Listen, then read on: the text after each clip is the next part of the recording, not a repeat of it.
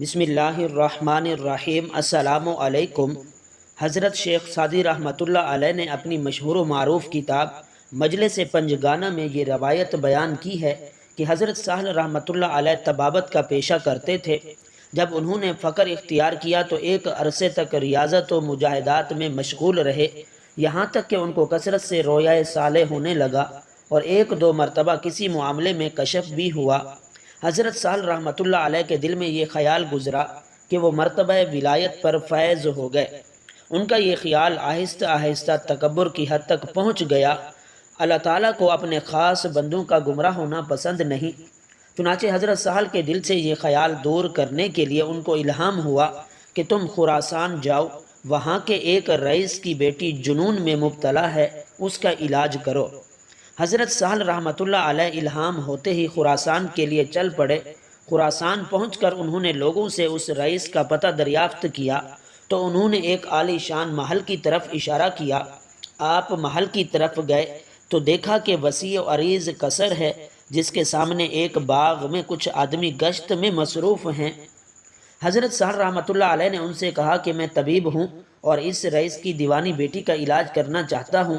ان میں سے ایک شخص نے غور سے حضرت سہل کی طرف دیکھا اور کہا، میاں معلوم ہوتا ہے کہ تمہارا دماغ چلا گیا ہے، آخر موت کو دعوت دینے کی کیا ضرورت ہے؟ ذرا اس قصر کی دیوار سے اندر جھانک کر تو دیکھیں۔ آپ نے اس دیوار کی طرف نظر ڈالی تو 20 کٹے ہوئے سر نظر آئے۔ ان لوگوں سے پوچھا کہ یہ کیا معاملہ ہے؟ انہوں نے کہا کہ تجھ سے پہلے کئی طبیب آئے، انہوں نے یہ دعویٰ کیا کہ وہ اس لڑکی کا علاج کریں گے۔ رئیس نے اس شرط پر اجازت دی کہ اگر علاج کامیاب نہ ہوا تو ان کا سر قلم کر دیا جائے گا۔ چنانچہ یہ کٹے ہوئے سر انہی طبیبوں کے ہیں جو اپنے تمام نسخے آزمانے کے باوجود علاج میں ناکام رہے۔ اگر تم بھی اپنا سر کٹوانا چاہتے ہو تو ہمیں تعارف کرانے میں کوئی حرج نہیں۔ حضرت سہل نے کہا کہ مجھے سب کچھ منظور ہے، بس اس رئیس کے پاس مجھے لے چلو۔ چنانچہ وہ لوگ آپ کو اندر لے گئے اور رئیس سے ان کا تعارف کرایا۔ رئیس نے آپ رحمۃ اللہ علیہ سے کہا، یہاں آنے سے تمہاری کیا غرض ہے؟ آپ نے فرمایا، میں نے سنا ہے کہ تمہاری ایک لڑکی ہے جو جنون کے عارضے میں مبتلا ہے، میں اس کے علاج کے لیے آیا ہوں۔ کہنے لگا، پہلے میرے محل کی دیوار کے اندر تو نگاہ ڈالو۔ آپ نے فرمایا، میں نے سب کچھ دیکھ لیا ہے۔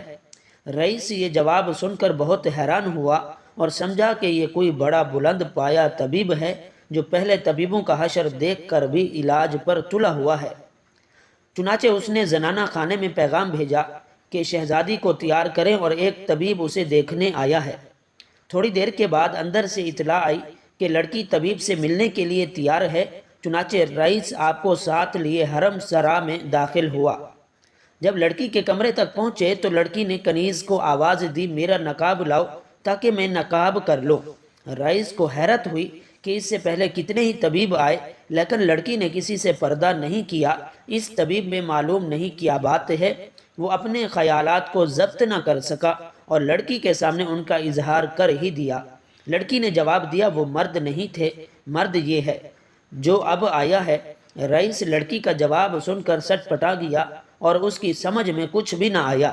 حضرت سہل رحمۃ اللہ علیہ لڑکی کے قریب گئے اور السلام علیکم کہا۔ رئیس زادی نے جواب دیا، وعلیکم السلام اے پسر خاص۔ آپ نے پوچھا، تم نے کیسے سمجھا کہ میں پسر خاص ہوں؟ رئیس زادی نے کہا، جس نے تم کو یہاں بھیجا اس نے مجھ کو بھی متنبہ کر دیا۔ تمہیں اللہ نے ایسی نعمت سے نوازا ہے جس سے روح کو تسکین ملتی ہے، اسی وجہ سے میں خجالت محسوس کر رہی ہوں۔ رئیس یہ گفتگو سن کر عالم تخیر میں کھو گیا اور ساکت و ثابت دیکھنے لگا کہ اب کیا ہوتا ہے۔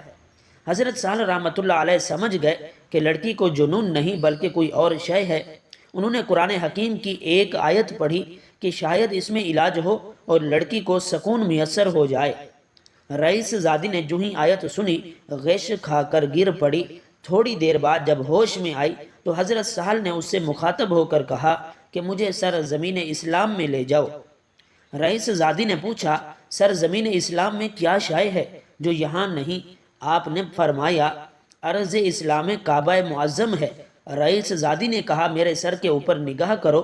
آپ نے اوپر نظر ڈالی تو ایک عجیب منظر دکھائی دیا۔ ان کی نظر کے سامنے کعبہ موجود تھا، جو لڑکی کے سر کے گرد طواف کرتا معلوم ہوتا تھا۔ حضرت سہل رحمۃ اللہ علیہ یہ نظارہ دیکھ کر بے ہوش ہو گئے۔ جب ہوش میں آئے تو رئیس زادی سے پوچھا، تو نے یہ مرتبہ کس طرح حاصل کیا؟ اس نے کہا، نادان، تمہیں معلوم ہونا چاہیے کہ جو شخص اپنے پاؤں کے ساتھ کعبہ جاتا ہے وہ کعبہ کا طواف کرتا ہے، اور جو اپنے دل کے ساتھ کعبہ جاتا ہے کعبہ اس کا طواف کرتا ہے۔ اور تجھے یہ بھی جان لینا چاہیے کہ تو ابھی خدا سے ایک قدم دور ہے۔ اگر تمہاری خواہش ہو تو میں تمہارے لیے اس راز کو فاش کر دیتی ہوں۔ آپ نے فرمایا، میری جان تم پر قربان، جلد کہو۔ جس نے اپنے نفس کو جان لیا اس نے اپنے رب کو پہچان لیا۔ رئیس زادی کا جواب سن کر حضرت سہل رحمۃ اللہ علیہ کے سارے توہم دور ہو گئے، اور انہیں معلوم ہو گیا کہ اس دنیا میں اللہ کے بہت سے ایسے بندے ہیں جو ان سے کہیں بلند مرتبے پر فائز ہیں۔ چنانچہ ان کے دل سے اپنی ولایت اور بڑائی کا خیال جاتا رہا۔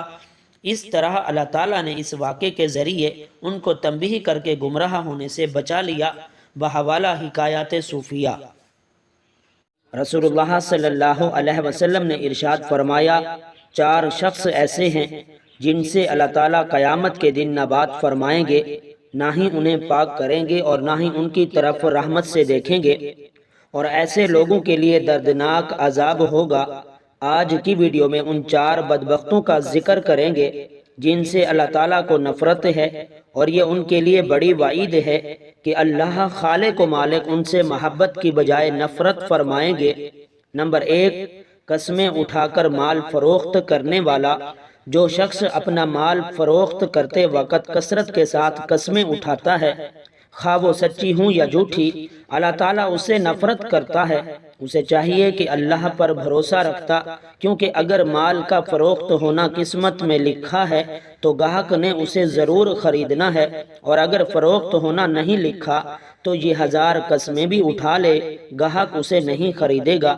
لہٰذا تقدیر پر ایمان میں کمی اور اللہ پر بھروسہ نہ کرنے والا اللہ کے نزدیک ناپسندیدہ لوگوں میں سے بنا دیا جاتا ہے۔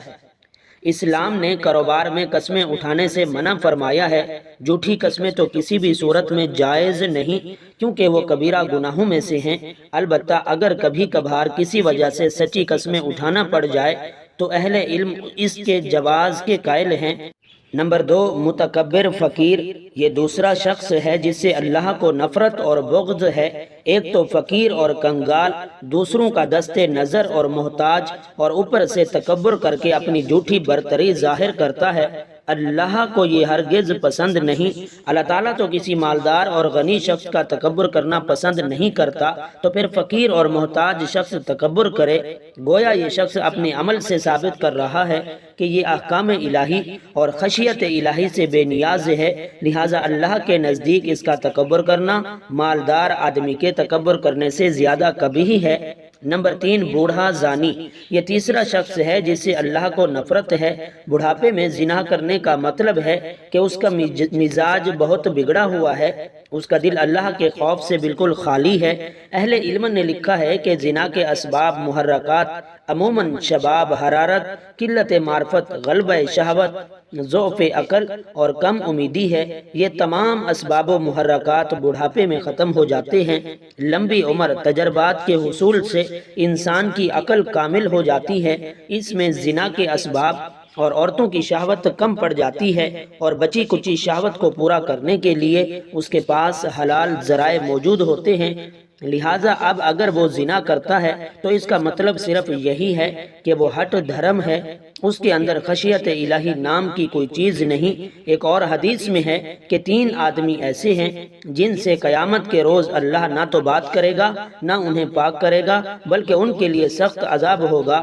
بوڑھا زانی، جھوٹ بولنے والا حکمران اور متکبر فقیر۔ نمبر 4، ظالم حکمران۔ یہ چوتھا شخص ہے جس سے اللہ تعالیٰ کو نفرت ہے۔ اللہ نے اسے حکومت دی، اختیارات دیے تاکہ یہ اللہ کی زمین پر اس کے بندوں کے درمیان عدل و انصاف کرے، مگر اس کا معاملہ برعکس رہا۔ اختیارات کا ناجائز فائدہ اٹھایا، اللہ کے بندوں پر ظلم و ستم ڈھائے، حکومت کے نشے میں اس قدر غرق ہوا کہ منعم حقیقی بادشاہوں کے بادشاہ یعنی اللہ تعالیٰ ہی کو بھولا ڈالا۔ لہٰذا یہ اللہ کے ہاں قابل نفرت اور مقبوض ٹھہرا۔ حالانکہ اگر یہ اللہ کے ڈر سے عدل و انصاف کا دامن پکڑ لیتا تو اللہ اسے ولی بناتا اور اللہ تعالیٰ اسے روز قیامت اپنے عرش کا سایہ نصیب کرتا۔ رسول اللہ صلی اللہ علیہ وسلم نے فرمایا، انسان کی تقدیر میں اس کا حصہ زنا لکھ دیا گیا ہے جس کو وہ خواہ مخواہ کرے گا۔ تو آنکھوں کا زنا دیکھنا ہے، کانوں کا زنا سننا ہے، زبان کا زنا بات کرنا ہے، ہاتھ کا زنا پکڑنا اور چھونا، اور پاؤں کا زنا جانا ہے، اور دل کا زنا خواہش ہے اور تمنا ہے، اور شرمگاہ ان باتوں کو سچ کرتی ہے یا پھر جھوٹ۔